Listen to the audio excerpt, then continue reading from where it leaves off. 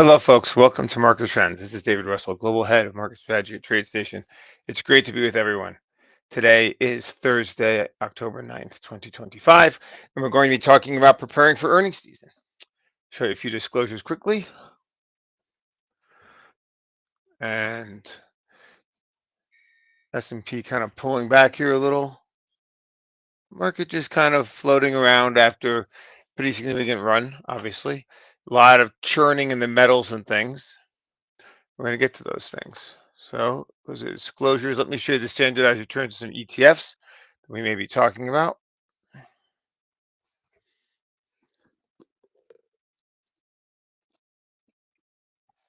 Now, today we don't have a blog post. Normally we have a blog post on the homepage. We're just going to cover some things on TradeStation. And I want to just very quickly show you here. To begin, this is our MT main. Now, if you were to go to our blog here and you went to, for example, just go here to Insights, Market Insights, we share a zip file in our webinars. This is the most recent one we did. And at the top of this blog post, this is last week, small caps versus emerging markets. And we basically here have a zip file at the top.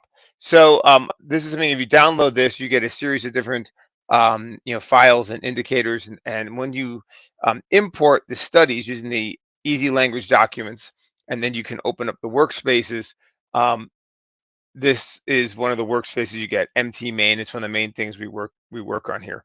So today we're going to use this earnings date tab. So I want to start off by going up here. It should be blank, but it has a series of these studies, which is what each column is. So I go here and I go to data and I go to add symbol list S&P 500. It's not going to bring in the whole S&P 500 and so on to kind of show that to you. So I'm going to go over and look at some other things now as that populates, because it can actually take a little while to populate. So as we look right now today, I think it's interesting if we kind of look where we are kind of in the last week or so. We can kind of see that, some of the more kind of risk-on sectors, things like consumer discretionaries and communications have really struggled. We also see overall outperformance in things like utilities, healthcare, and consumer staples.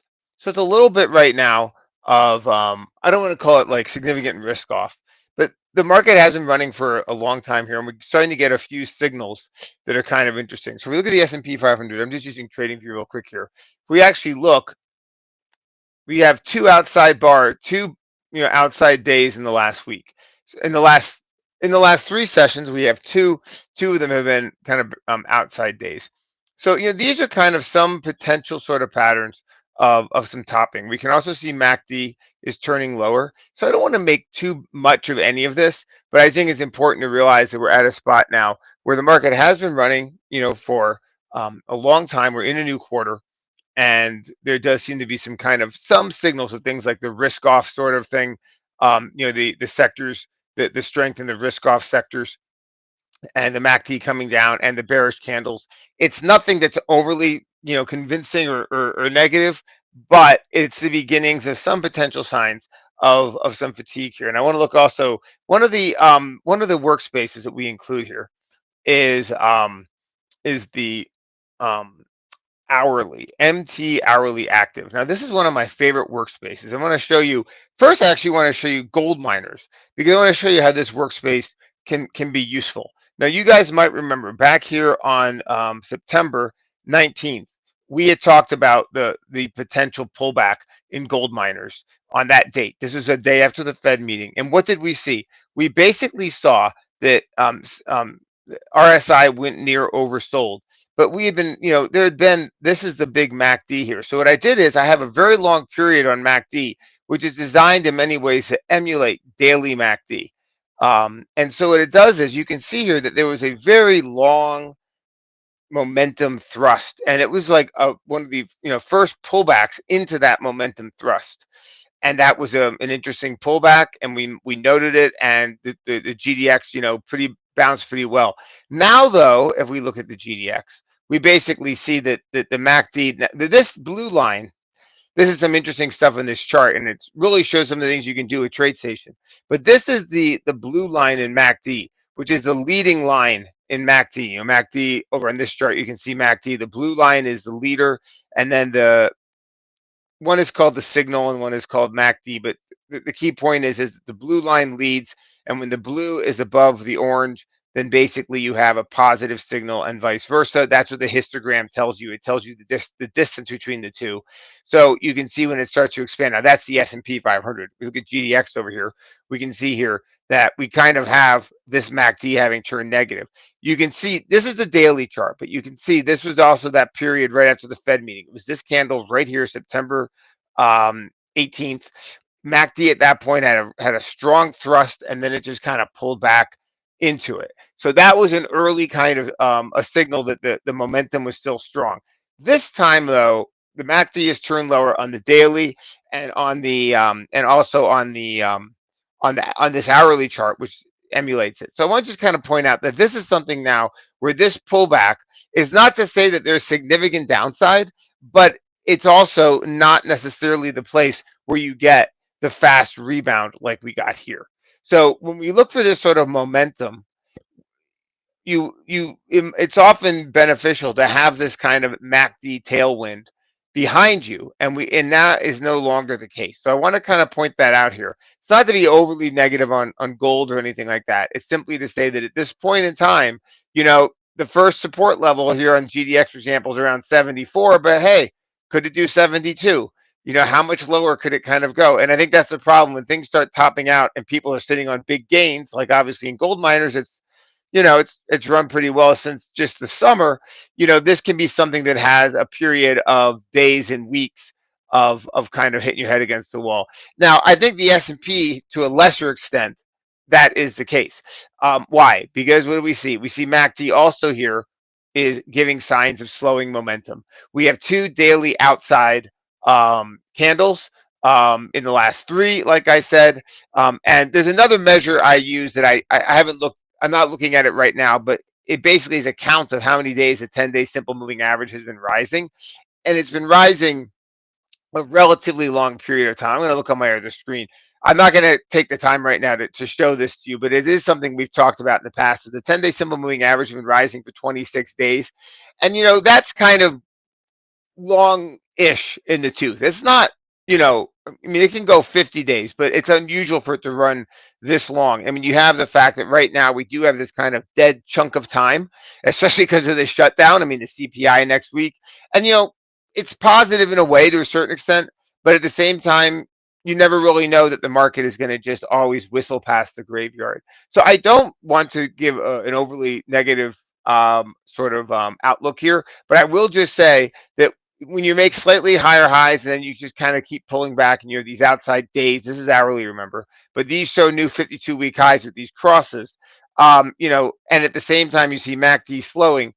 This is sort of a situation where it might be beneficial, not to be thinking of downside trades, but more just thinking of, for people looking to be adding levels closer to 6,700 or back down into this area around 6,650. Now, that was a key level we had kind of talked about a little while back, and I think that is interesting here. You have this old high here from the end of September or at 6,700, and then one of the levels we had talked about a lot was 6,650, which you see we held here on the 30th. That was also the end of the quarter. So I think at this point, this is something where it might just be a matter of time. But that's how I kind of want to view the S&P and just kind of show you. Now we look here at gold, and look very quickly at the daily chart of gold, XAU, USD on TradingView. Easier to show it over here. And what I can just show you very quickly is that we do have, it's not an outside day here, but I think it's just interesting to see it. It's a pretty significant kind of drop in one day. And so from my view here, people might look for, now that we've gone above 4,000 and not held, people might look for this to have a period of time here with some angst. The other thing to remember is we do have a Fed meeting, at the end of this month. There is this unknown thing about CPI and whatever we're going to get. So we might be at a spot now. If you look at the dollar index, it's kind of squeezed up more than I expected. There's been this ongoing sort of, confusion in France, which is, a big deal because it's a big part of the Eurozone. And then the other thing I think is important to realize is that the Fed minutes that we saw that came out yesterday, in my opinion, they were not especially dovish. I mean, they had a pretty strong sense that people are worried about inflation. And when you look at Stephen Murin, who's now, Trump's new guy on the Fed, in some ways, like, he doesn't actually seem like he's a little bit isolated. And I think that's something where the dovish people, Bowman and Waller, didn't join him in the last meeting, um, you know, going for 50. And so I think there's this idea that there's going to be political influence on the Fed, but at the same time, that might take longer than people think, especially with the employment situation still not terrible. So it's not to say that we necessarily are hawkish or anything like that, but it's just that we're at a spot. I'm going to actually show the CME FedWatch tool, because if we look at the FedWatch tool here, we can actually see is that we might have reached kind of peak dovishness for now. So if you kind of look here at the March, all right, so it's everyone is still looking at 2 rate cuts this year, but the probabilities at this point have kind of peaked, for the March at wait a second. Let me just go to December. I'm trying to remember where this was now. So basically, we were at 90% 2 rate cuts a week ago, and now we're basically at 80%.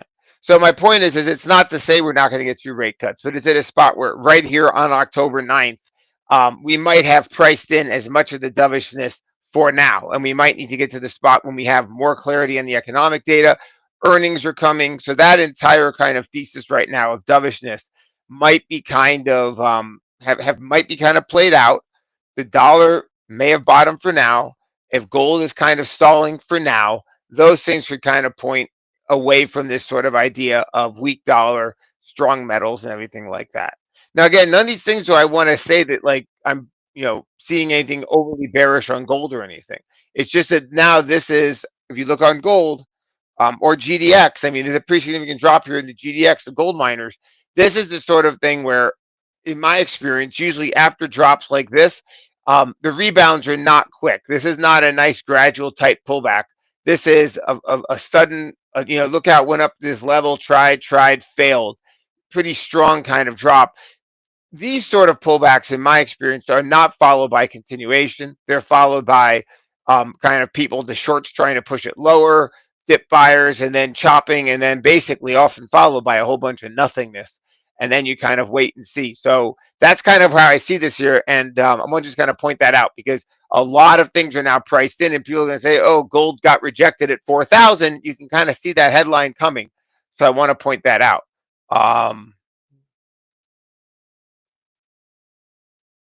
So, and I did want to just mention again that gold here, to me, like a level that, if anything, people might be starting to kind of think about, and I'm not even sure this is the right way to think about gold, but 3,900 now is a level that does kind of stand out on the chart.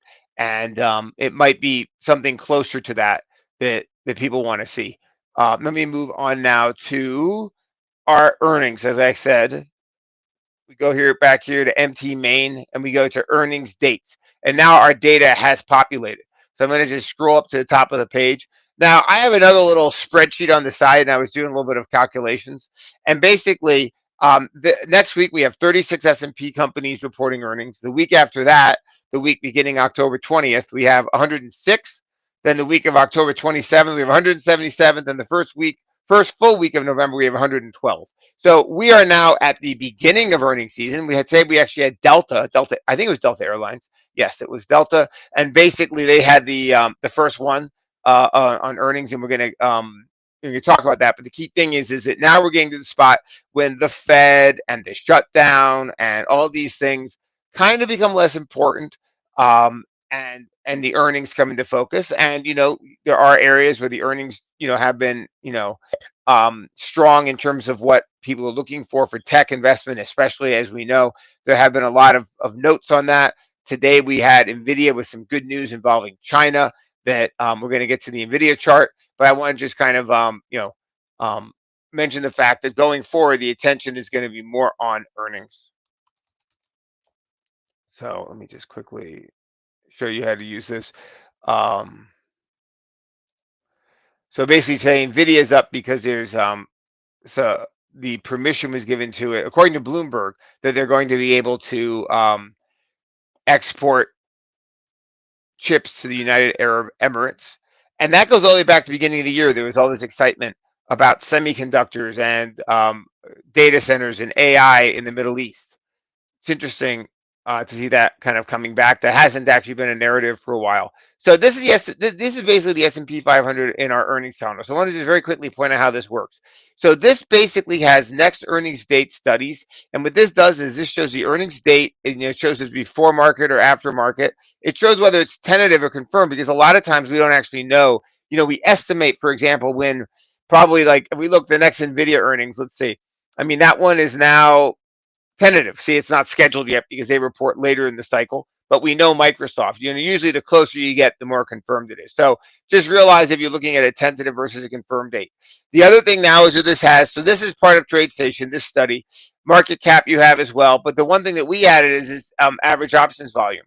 So this allows you to do is you can now sort, for example, on days, and you can just see them all coming up in order. And this can quickly highlight the companies that trade a lot of options. When average options volume, it has a threshold.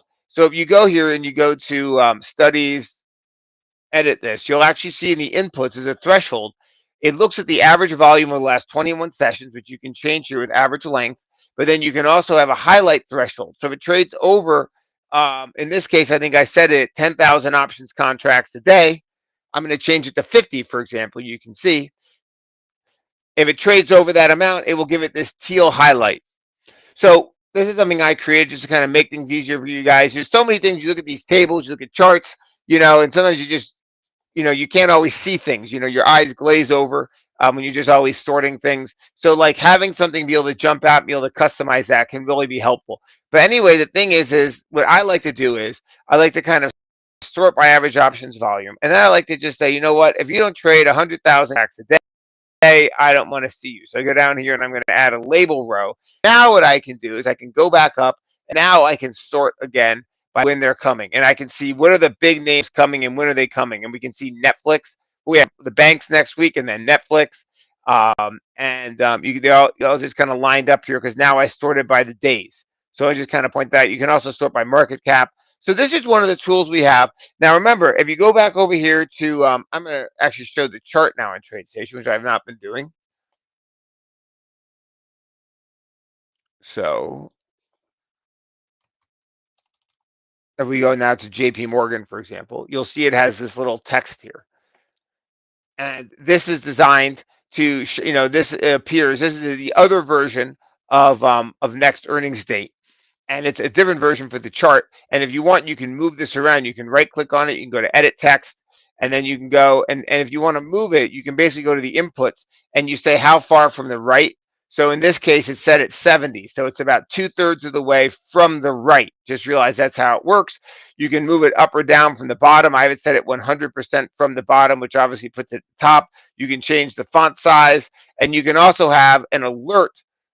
So basically what this does is this one change text color number of days. So what this is this will actually show if the if it's within a certain number of days that it will highlight. So I could set that like, for example, the 14 and well, you know what?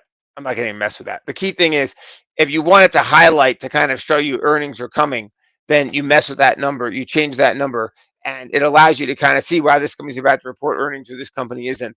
So it's just some of the cool tools that are built here for you guys to help track earnings. I'm going to look at a few other interesting things here. I wanted to mention, we had done, I think it was on Monday, but we had talked about Meta. In fact, let me get my Option Station Pro going here. So we had talked about Meta kind of probing down to this support level, and we had talked about people looking to potentially sell put credit spreads, and that may have worked. So I want to kind of point that out. Here it is holding this weekly level. Let me just pull this over. All right. Oops. So here's our Option Station Pro. So this one could have kind of worked. We kind of noticed how it's getting oversold, held a weekly low. And so that was also kind of interesting. And now the other thing is that's Meta. And now Netflix, that was another one. So Netflix is interesting because people might want to look at a name like Netflix and say, earnings are coming up on the 21st. It's one of the first large tech companies. It's funny, it used to be, a really much more actively followed name, but this stock does continue to make a lot of, here's a weekly chart, and it does continue to have a lot of overall long-term positivity on its chart. So I want to kind of point that out here. Now, say for example, a person thought, maybe Netflix moves higher with earnings. So a person could potentially here go to Option Station Pro, and I'm going to actually set this my color, my symbol linking. I'm going to set this to cyan.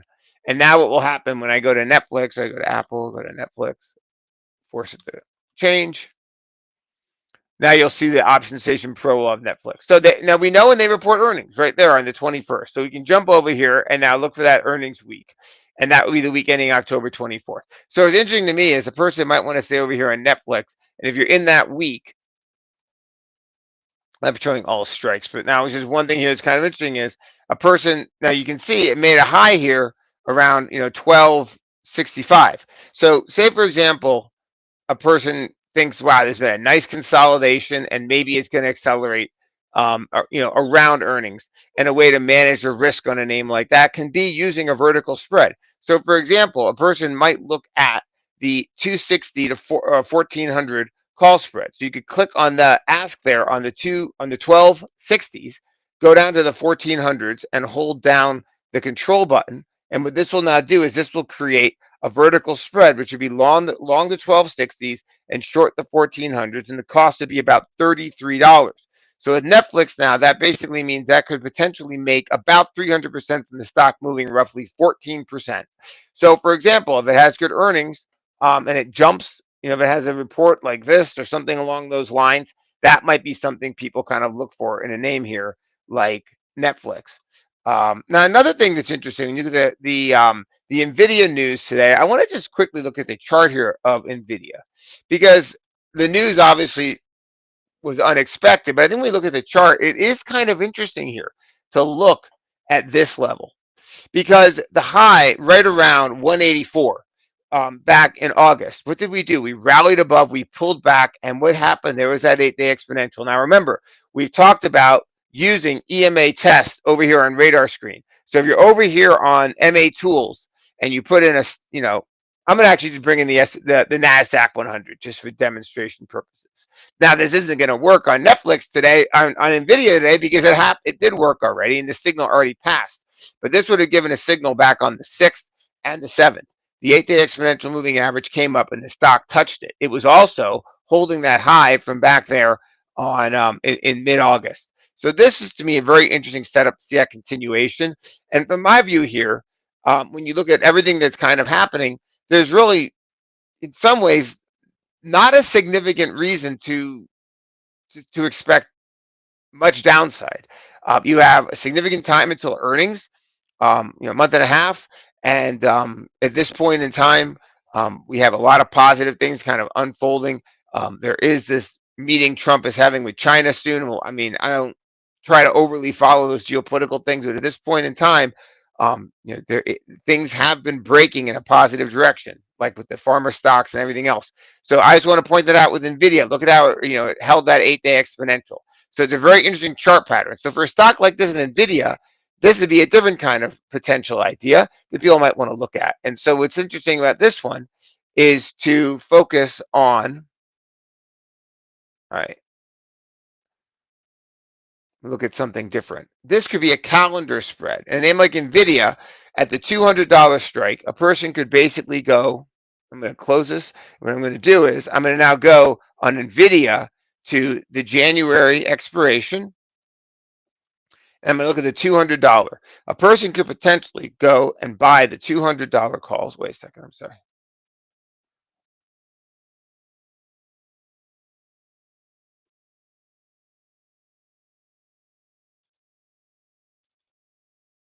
Wait a second.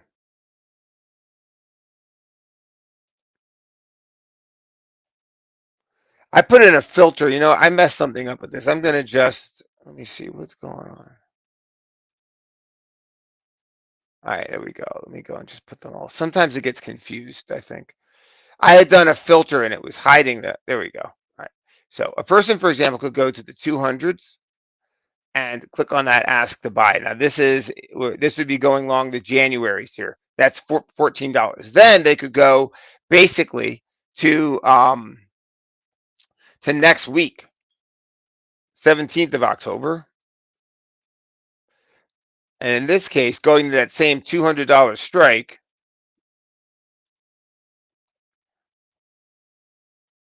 you know what? There's something messed up. I'm not going to waste time with this. The idea is that a person could sell, they could buy the 200s expiring in January for about $14, sell the other ones, sell the 200s expiring next week for about 60 cents. The idea is that what would happen is, as the stock, if the stock does move higher, what would happen potentially is the short-term calls that they're selling, they the idea is for those to expire out of the money.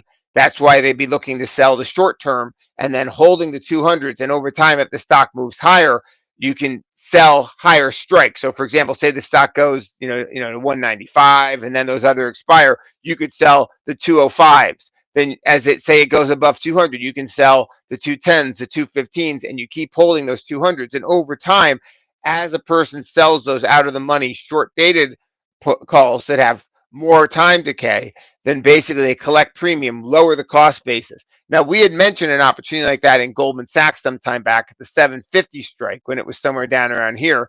And that trade could have potentially worked pretty well. The calls that they would have purchased at the 750 strike would now be in the money. That was about a month ago. All right. Now, that's probably like it was back here in August, probably 2 months ago. Time flies. All right, Cisco. Now this one's kind of interesting because one of the things that's been really standing out about this market is that it's been all about hardware. The hardware stocks, the ones that do kind of AI hardware, that has been where like the memory companies, things like Micron and all these. This is where the strength has been. So Cisco also the last earnings was not bad.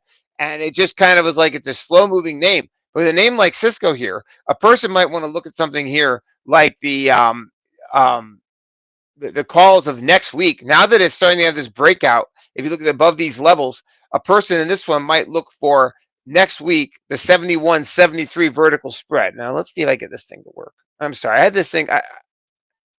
I messed with the filter in a way I haven't done before, and I feel like I am. All right. 71 calls here. This is the ones expiring on the 17th. And then they could go up to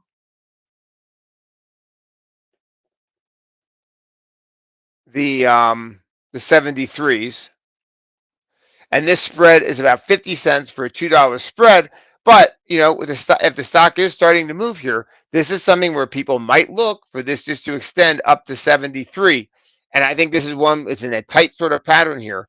And with earnings kind of coming into focus and the strength in the hardware side, I think this is something people might want to be kind of looking at. So that was something else I wanted to kind of show. A few others here that I think are just interesting that are kind of noteworthy is Palo Alto Networks is showing signs of a longer term breakout here. PANW. Now this stock has actually been dead in the water for some time, and now it has a breakout. So that's kind of interesting. Another thing, I'm going to show you this trading view idea we have here on VRT. Now we last week talked about VRT when the stock had rallied up here. We had talked about potentially using EMA test to see it pull back, which is exactly what it did 2 days ago. And a person could have entered that stock around 155 based on the EMA test. And so basically it has continued to the upside. Now, this is a major kind of growth name in the AI space. You can look at this. It's breaking out now above its level from January. This is also one that's kind of interesting. So remember, let me just show you again over on radar screen now. Where'd it go? MA tools. This is the EMA test. Where is it? All right. So these are stocks now that are testing that 8-day, and this is rising. So 14net, for example. I mean, I don't really know anything about these individually right now. The idea, I mean, this is one of these signals where it shows you nice stuff in the short term, but you need to have more of a kind of long-term sort of view in some of these names. The idea is if it is something that you like on the longer term chart, use the EMA test as a signal to potentially get you in. This is actually one right here of Lamb Research, for example, which has had this run, and here it is holding that 8-day exponential moving average. So this is one now that is an example of a potential signal using that. VRT had that signal 2 days ago, as we had kind of suggested might happen in our previous webinar. That was VRT, Palo Alto Network. The other one is CrowdStrike, CRWD. It's interesting to see some of these kind of software names have been showing signs of also coming back to life here. This company provided strong guidance here. And this is also one that has basically gone nowhere like since July. People might look for this to have a more substantial kind of breakout. Um, KLA 10 core is another one of the semiconductor related names with a significant kind of pullback here. Now, this is one people might want to put some alerts down closer to kind of like, 1025 area on this sort of thing. So I want to kind of point that out. Like I said, if the market does kind of chop down towards 6,700, and we are in a sort of period of kind of, weakness, people might have some opportunities in some of these names to kind of, get down into this gap or something like that. So now's the time to kind of build those lists. Another name that has started to run that I might want to put on your radar, might want to think about is RMBS, Rambus. It's another one of these like more obscure semiconductor names. They do some kind of memory chips, but again, that area has been strong. Look at it on the weekly; it has this kind of breakout. Now here it is, that 21-day exponential. If the market does have some weakness, it's trying to hold this level at 95, and that might be something. If it does hold this level, people look for continuation. And if it doesn't hold this level, people might look for further down. Now, there is also the simple moving average test, which is this MA test. So this one will show stocks here that are testing the 50-day moving average. So this one today is signaling Autodesk, for example. You can see how it held that. Now, I don't always use the 50-day, but it's just useful there. Those are really to illustrate what some of the things you can do. Another name that I wanted to point out is RCAT. So this is basically they do some kind of drone technology, military drone technology, smaller, more kind of volatile, speculative thing, but it's in an area that seems to have a degree of growth. And this I think is interesting. And some of the stuff that has happened, between Russia and Ukraine has shown some real evolution of drone, warfare, and it's something that very well. I mean, this could be like the kind of beginnings of a new phase of of you know of warfare of military systems. That the airplane started in like 1903. They use it a little bit in World War I, but World War II was when it really came into being. Well, drones started in some ways back in the 90s, but here we are now 30, 40 years later, and now we're getting to a spot where maybe now is really when their golden time comes, because that's the way technology often is. It's not the immediate, but it's once things get mass produced and cheap and people know a lot of stuff and they can really scale things. So I think that there's a longer term trend people might want to be aware of is what's happening right now with drones. That we have also talked about this company, which is ONDS, which is run quite a lot. But this is another one maybe on that list that people might want to be aware of. It's obviously had a significant run here. But anyway, those are the key things I want to talk about today.